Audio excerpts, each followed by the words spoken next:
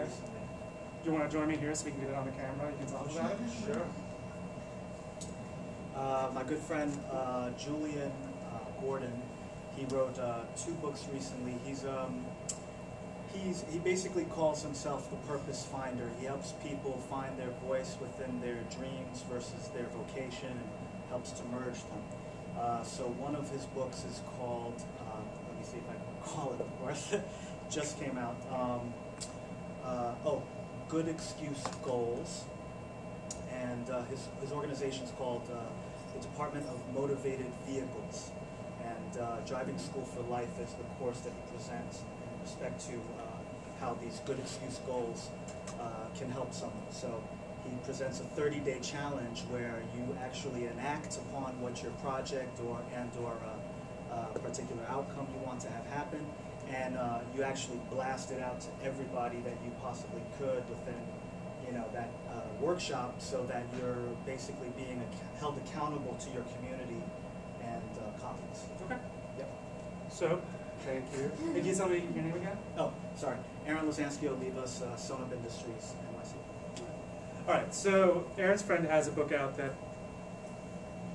he was just described to us. So the trick then becomes for the publicist not simply saying, how do I get the message about this book out to the traditional outlets, but how to find the outlets where this book would potentially be discussed. Something like idealist.org, can we get the guy to have a guest column there? These are the types of questions that have to start to be asked. And at that point, you start to get away from SEO as title tags and meta description, and it really is, again, back to the very basic element of relevance. If something is relevant, people are going to find it on the search results.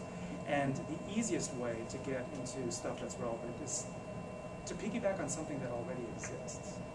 Huffington Post and Slate already exist, show up highly. If you can get your blog there, that's going to work. But then there's also many more specialized places that people go. I mean, has anybody here had any experience working on a very specialized title or books that weren't as broad-based as the one we talked about a second ago? Do you guys have to advertise directly to parents? Yeah, we do. Do you find yourselves on websites that focus on parenting and things like that? So what are some ways in which you do those types of things? Getting an author's name out there?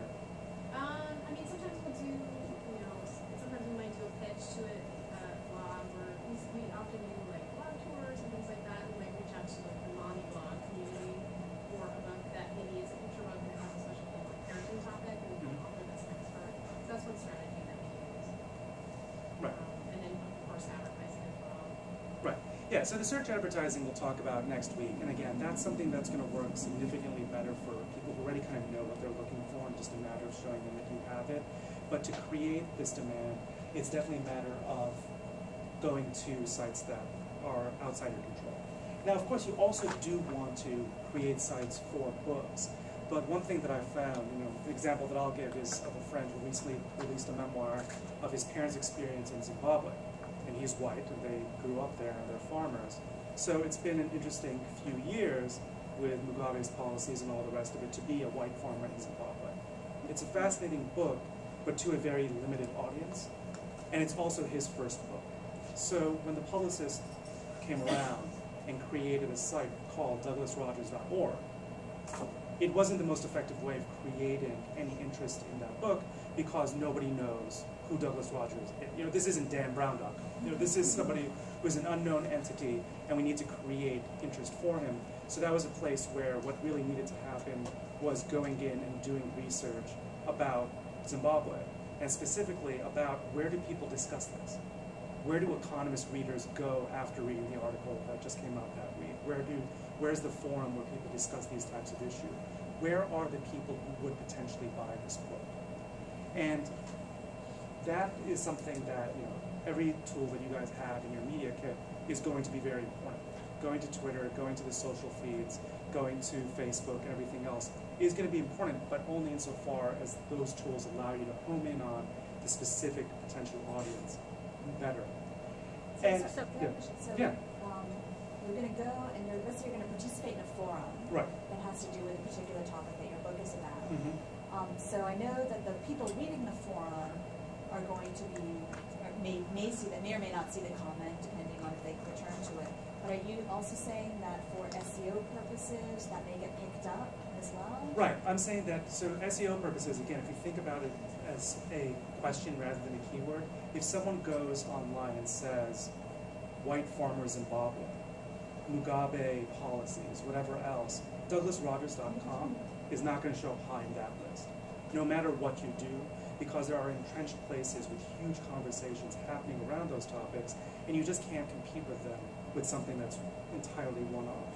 Or if it is a topic that's new, again, the author page isn't necessarily going to compete, but creating a form for that topic is going to be a way to get people to work with that. This is probably a good time to give the example of something that we've recently done at Clickable, which is releasing a book on search marketing. Max came around passing out little green cards earlier, and those cards were about this new guide that we created, the Clickable Guide to Better Search Marketing, where basically we took a bunch of stuff that we've done on the website, blogs, tutorials over however many weeks, months, years actually, and did a print-on-demand book with Lulu and a ebook with that.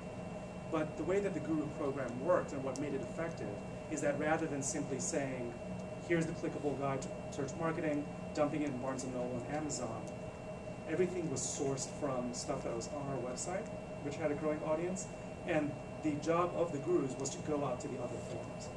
So we went to Search Engine Land, the forum for AdWords, all the different places where people might potentially be going to ask questions about search marketing, and we answered those questions. And the important thing was that the questions were answered honestly and thoroughly, and did not always mention the best way to do this is to use Clickable. It wasn't like that at all. Or, you know, on the book side, you know, for more answers on this, read such and such. It was really a human response to the question being asked. And at the bottom, there was a link. Hey, Hanny, I was just going to say, it kind of reversed the process where you might apply SEO thinking to a product, but we created a product out of something that was us, which was SEO. But importantly, the link back is really a proxy for your reputation. So in this whole effort that Hanny is describing, it was really about driving our own reputation, pure and simple, as one individual to another human. And you know, any link backs that occur, or any digital reputation, are really nothing more than a proxy of a real, you know, sort of human intent or a value contribution to another entity or another person or another group.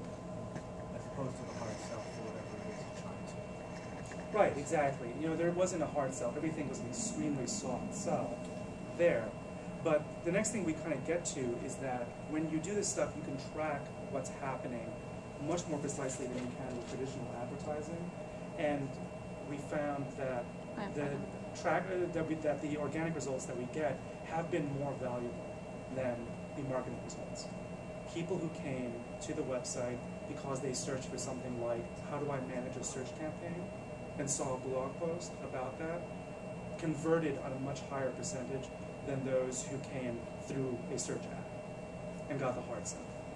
And in the blog post about how to manage a campaign, there might be something about Clickable mentioned in passing and the way that this tool that Max and I work to promote helps do that, but it's always done very much in passing. It's actually about a human response to that question. But you might find that that's not the case for you. So one thing that is also important when you're doing this stuff online is to use